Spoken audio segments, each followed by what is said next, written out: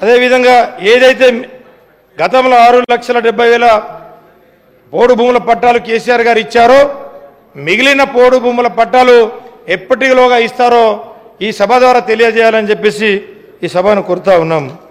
అదేవిధంగా రాష్ట్రంలో దాదాపు 4,380 గిరిజన తాండాలు గూడాలను కొత్త పంచాయతీలకు ఏర్పాటు చేసి పక్కా గ్రామ పంచాయతీ భవనాలను నిర్మించి ఇచ్చినటువంటి మహానాయకుడు కేసీఆర్ గారు. కాబట్టి గిరిజనుల ఆత్మగౌరవాన్ని కాపాడేలా హైదరాబాద్ నడి బోర్డున బంజారా హిల్స్లో బంజారా భవన్ ఆదివాసీ భవనాలను కోట్ల రూపాయలను వెచ్చించి నిర్మాణం చేసినటువంటి వ్యక్తి కేసీఆర్ గారు. కాబట్టి అదేవిధంగా గిరి వికాస్ పథకం ద్వారా ప్రతి ఒక్క గిరిజన కుటుంబానికి 2 లక్షల రూపాయలు కేటాయించి బోరు బావితో పాటు 3 ఫేజ్ కరెంటు అందించినటువంటి మహానాయకుడు కేసీఆర్ గారు. కాబట్టి అంతేకాకుండా నియోజకవర్గ కేంద్రాల్లో జిల్లా కేంద్రంలో పాటు నియోజకవర్గ కేంద్రాల్లో కూడా 2 కోట్ల రూపాయలతోటి ప్రతి ఒక్క నియోజకవర్గాల్లో అదేవిధంగా జిల్లా కేంద్రాలలో గిరిజన భవనాలను నిర్మాణం చేశారు, మంజూరు చేశారు, కట్టించి కూడా ఇచ్చారని చెప్పి సందర్భంగా తెలియజేసుకున్నాడు. విదేశీ విద్యా పథకం ద్వారా అర్హులైన పేద విద్యార్థులకు 20 లక్షల రూపాయలు సాయం అందించారు. కళ్యాణ లక్ష్మి, షాదీ ముబారక్ పథకాలతో 1 లక్ష రూపాయలు సాయం అందించి నిరుపేద కుటుంబాలకు చెల్లెమ్మలకు మేనమామగా బాసగా ఇచ్చినటువంటి వ్యక్తి కేసీఆర్ సార్ గారు. దేశ చరిత్రలో ఎక్కడ లేని విధంగా దళిత బంధు పథకాన్ని తెచ్చినటువంటి వ్యక్తి కేసీఆర్ గారు. కాబట్టి వీటితో పాటు నా నియోజకవర్గంలో అధ్యక్ష మరి ఆయన ఎట్లా మాట్లాడుతున్నాడు? మొత్తముగా గత ప్రభుత్వం ఏం అంటే కాంగ్రెస్ ప్రభుత్వం ఏం చేయలేదు, అప్పుడు ఇప్పుడు మొత్తం మేమే చేసినామని చెప్తున్నారు. ఆ సోదరుడు మొన్ననే టీఆర్ఎస్లో పోయిండు, అప్పటిదాకా కాంగ్రెస్లోనే ఉన్నాడు. అంటే కాంగ్రెస్ ప్రభుత్వం యొక్క కార్యక్రమాలు నచ్చాయి కదా అధ్యక్ష.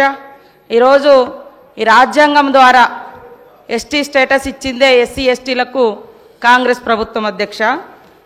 అదేవిధంగా సోదరికి కూడా రిజర్వేషన్ రావడానికి ఆ రోజు 1976లో ఇందిరమ్మ గారు మరి తీసుకొచ్చినటువంటి రిజర్వేషన్ తోటే ఈరోజు సోదరుడు ఈరోజు ఎమ్మెల్యేగా ఇక్కడ రావడం జరిగింది.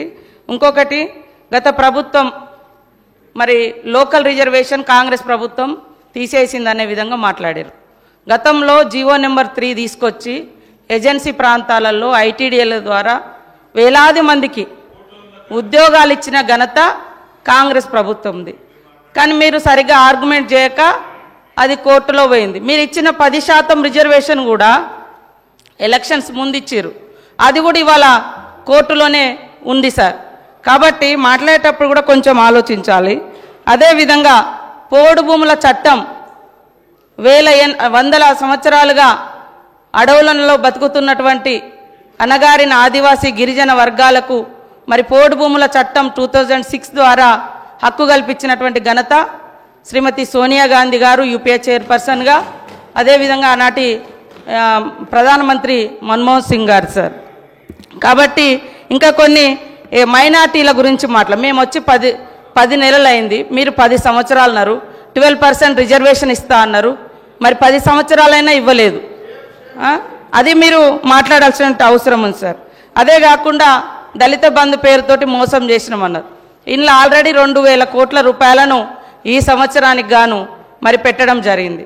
కాబట్టి మేము ప్రవేశపెట్టినటువంటి బడ్జెట్ను కూడా చూసుకొని మాట్లాడితే బాగుంటుంది. అంటే ఓకే అన్న, నేనేం అనడం లేదు, కానీ మేము పెట్టినాం కదా, పెట్టిన వాటిని కూడా మీరు పెట్టలేదు, చేయలేదు అని కాకుండా మంచిని మంచి అనుండ్రి, చెడుని చెడు అనుండ్రి, పాలకు పాలు నీళ్ళకు నీళ్ళు, అంతేగాని అన్నీ ఏం లేదు అంటే మరి అది కూడా కరెక్ట్ కాదు. కాబట్టి మా సోదరుడు కరెక్ట్గా ఆదిలాబాద్ జిల్లాలోనే గత 10 సంవత్సరాలలో మీరు ఎన్ని వేల మంది గిరిజన నిరుద్యోగ యువకులకు ఉద్యోగాలు ఇచ్చిరో చెప్పండి, ఎంతమందికి ఎస్సీ ఎస్టీలకు ఇండ్లు ఇచ్చిరో చెప్పండి, ఎన్ని వేల మందికి నీటి వసతి కల్పించిరో వ్యవసాయానికి చెప్పండి. అదేవిధంగా మైనార్టీలకు సంబంధించి కూడా రిజర్వేషన్లు, ఉద్యోగాలు, ఇండ్లు ఏమిచ్చిరో చెప్పండి. మేము 10 నెలలు కూడా కాదు, 8 నెలల్లో ఇప్పుడు మా బడ్జెట్లో అన్ని పెట్టడం జరిగింది. కాబట్టి ఇవన్నీ ఆలోచించి మాట్లాడాల్సిందిగా మా సోదరుని కోరుతా ఉన్నా అధ్యక్ష. అనిల్ జాదవ్ కన్క్లూడ్ చేయండి. అధ్యక్ష, ఏదైతే మంత్రి గారికి ధన్యవాదాలు. ఇప్పుడు మాట్లాడినటువంటి మంత్రి గారి వాళ్ళు కాంగ్రెస్లో ఉన్నారు, నేను అంతకుముందు కాంగ్రెస్లో ఉన్నా కానీ నేను ఎమ్మెల్యే కాక ముందు ఒక జడ్పీటీసీని.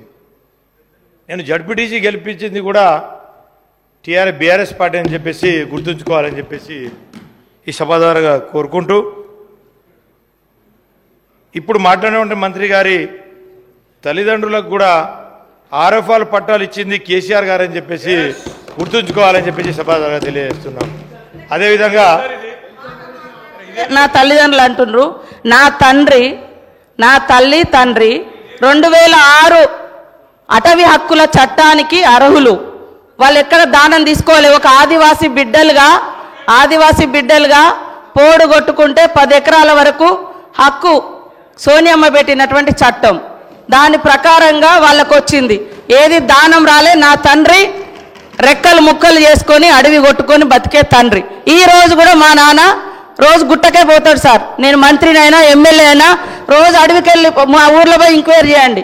కాబట్టి ఏది ఉత్సంగా రాలే, చట్ట ప్రకారం వచ్చినటువంటి హక్కు. కాబట్టి దానం ఇచ్చినాం అని మాట్లాడకండి. అది నా హక్కు.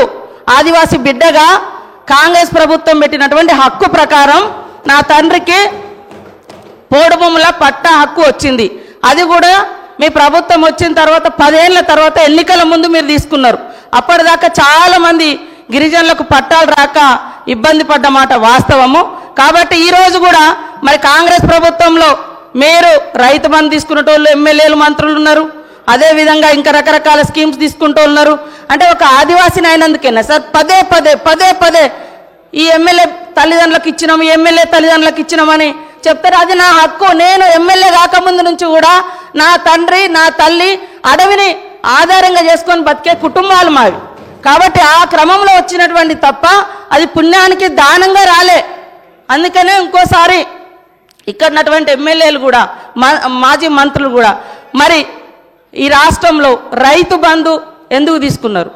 అది ప్రజలది. ఇంకా ఇది నా తండ్రి గుట్టను చెట్టును పుట్టను రెక్కలు ముక్కలు చేసుకొని కొట్టుకున్నాయి సార్. ఇది అడవి కొట్టుకున్నారు. అది ఆదివాసీ బిడ్డలుగా మాకు వచ్చినటువంటి సాంప్రదాయపు హక్కు సార్. అది అనిల్ జాదవ్ గారు కన్క్లూడ్. అధ్యక్ష నేనేం దీన్ని తప్పు పట్టలే అధ్యక్ష. ఏదంటే అధ్యక్ష, గతంలో కేసీఆర్ గారు చిన్నవారైనా పెద్దవారైనా సమాన న్యాయం అని చెప్పి చేశారని చెప్పిన అధ్యక్ష. అప్పుడు ఉన్నటువంటి పత్రికలలో మంత్రి గారి తల్లిదండ్రులు కూడా ఇచ్చిందని చెప్పి ఒక పత్రికలో వచ్చిన వార్తనే నేను చెప్పిన తప్ప సారీ అమ్మ, నేను మీదకు ఏదో తప్పు పట్టట్లేదు. ఎందుకంటే అది మన జన్మ హక్కు, ప్రతి ఒక్క గిరిజనులకు హక్కు. ఏదైతే పట్టాలు పొందాలని చెప్పేసి మన హక్కు. అది నేను మీకు ఇచ్చిన నేను అంటలేను.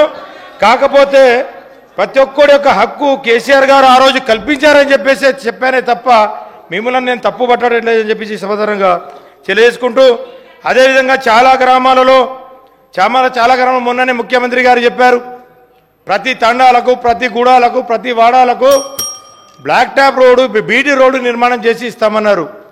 మరి నేను ఈ సభా దగ్గర ఒకటే అడుగుతా ఉన్నా, మరి గతంలో మంజూరైనటువంటి ఏదైతే ఎస్టీఎస్డిఎఫ్ రోడ్లు ఏదైతే ఉన్నాయో అవన్నీ ఎందుకు క్యాన్సిల్ చేస్తూ ఉన్నారని చెప్పేసి ఈ సభ ద్వారా అడుగుతూ ఉన్నాం. ఎందుకంటే టెండర్ అయినా అగ్రిమెంట్ అయినా కానీ ఆ రోడ్లని క్యాన్సిల్ చేయాలని చెప్పేసి ఈ ప్రభుత్వం కక్షపూరితమైనటువంటి చేస్తూ ఉన్నది. కాబట్టి ఇదైతే గతంలో ప్రతి ఒక్క తండాలకు ఏదైతే ఇంతకుముందు చాలామంది సభ్యులు, నేను ఇప్పుడు కొత్త సభ్యుడిని కాబట్టి ఫస్ట్ నుంచి వింటా ఉన్నాను, చాలామంది సీనియర్ సభ్యులు కూడా మాట్లాడినరు. వాళ్ళు ఏమని చెప్పారు అధ్యక్ష అంటే, కేసీఆర్ గారు తండాలను గూడాలను గ్రామ పంచాయతీ చేసిండు కానీ భవనాలు నిర్మించలేదన్నారు. ఎక్కడ నిర్మించలేదు పోయి చూద్దాం. నా నియోజకవర్గం రండి, నేను ప్రతి ఒక్క దగ్గర మీకు చూపిస్తా. నేను ప్రతి దగ్గర పోయి చూపిస్తా మీకు. ఎక్కడ గ్రామ పంచాయతీలు నిర్మించలేదో, ఎక్కడ భవనాలు కట్టలేదో మీకు చూపిస్తా ఉన్నాం. ప్రతి దగ్గర కొత్త గ్రామ పంచాయతీలను కట్టించిండ్రు. ప్రతి ఒక్క గ్రామ పంచాయతీ కొత్త గ్రామ పంచాయతీ భవన నిర్మాణం చేసి ఇచ్చిండ్రు. ప్రతి ఒక్క గిరి వికాస్ పథకంలో ప్రతి ఒక్క కులం మతం అని తేడా లేకుండా ప్రతి గిరిజన కుటుంబానికి ప్రతి ఒక్క కుటుంబానికి 2 లక్షల రూపాయలు మంజూరు చేసి బోరు బావి నిర్మాణం చేసి బోరు కొట్టి 3 ఫేజ్ కరెంట్ అనేది తెలియదు మా గుడాలలో తాండాలలో. అట్లాంటి 3 ఫేజ్ కరెంట్ ఇచ్చి 2 పంటల సౌలత కల్పించినటువంటి కేసీఆర్ గారు. కాబట్టి అదేవిధంగా అయితే గతంలో ఆర్ఎఫ్ఆర్ పట్టాలు ఇచ్చిండ్రు, కానీ బ్యాంకులలో రుణాలు ఇవ్వకపోతుండే.